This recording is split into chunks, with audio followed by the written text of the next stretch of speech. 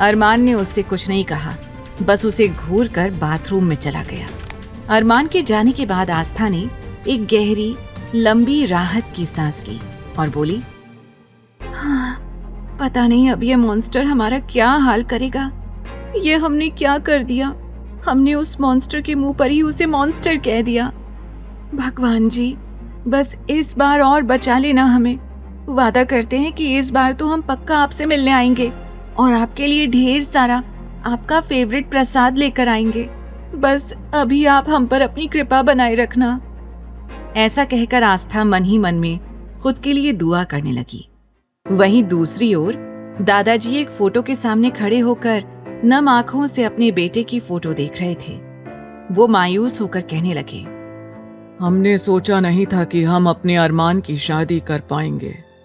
अब हमने उसे मजबूर करके उसकी शादी तो करवा दी है, लेकिन तू तो जानता है ना अपने बेटे को। तेरा बेटा कितना ज्यादा जिद्दी और अड़ियल है। पता नहीं वो उस मासूम सी बच्ची के साथ किस तरह का बर्ताव करेगा। रह रह कर हमें इसी बात की चिंता सता रही है। हमें तो ये भी लग रहा है कि कहीं हमने अरमान की खुशी के लिए उस लड़की के साथ नाइंसाफी ना कर दी हो। इस वक्त दादाजी खुद को दोषी मान रहे थे। उन्हें ये लग रहा था कि अरमान की जिंदगी में खुशियां लाने के लिए कहीं उन्होंने भोली भाली आस्था की जिंदगी के साथ कुछ गलत ना कर दिया हो। बस इस बात का उन्हें थोड़ा अफसोस था। वहीं अरमान कुछ ही मिनटों में बाथरूम से बाहर आ गया। अब उसने जिम के कपड़े पहने थे। आस्था अब भी बिना अपनी जगह से हिले चुपचाप एक तरफ खड़ी थी, जैसे वो अरमान की गुलाम हो और अरमान उसका मालिक। अरमान ने आस्था की ओर एक नजर देखा और कमरे से निकल गया। आस्था जल्दी से बाथरूम में गई और नहाने लगी। आस्था खुद में बोली, इससे पहले कि मॉन्स्टर वापस आ जाए, मुझे यहाँ से निकल जाना चाहिए। इतना कुछ होने के बाद मैं उसका सामना नहीं कर सकती। वो सारे काम जल्दी जल्दी कर रही थी, क्योंकि उसे बस इस कमरे से निकलकर नीचे हॉल में दादाजी के पास जाना था और साथ ही साथ सब लोगों के लिए ब्रेकफास्ट रेडी करना था।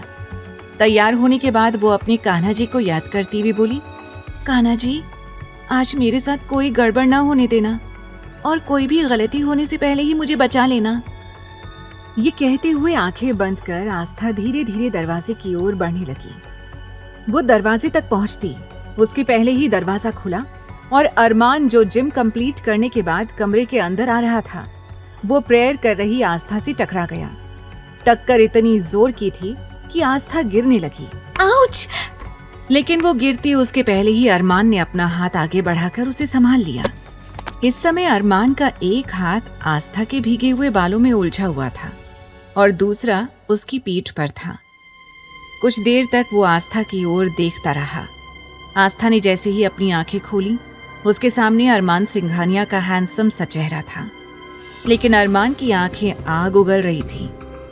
आस्था अरमान की आंखों की तपिश अच्छी तरह से महसूस कर पा रही थी और वो मन ही मन डरते हुए बोली, क्या भगवान जी, अभी अभी तो आपसे प्रे किया था कि मुझे आज हर तरह के लफड़े से दूर रखना, और आपने सुबह सुबह हमें इस मॉन्स्टर से टकरा दिया।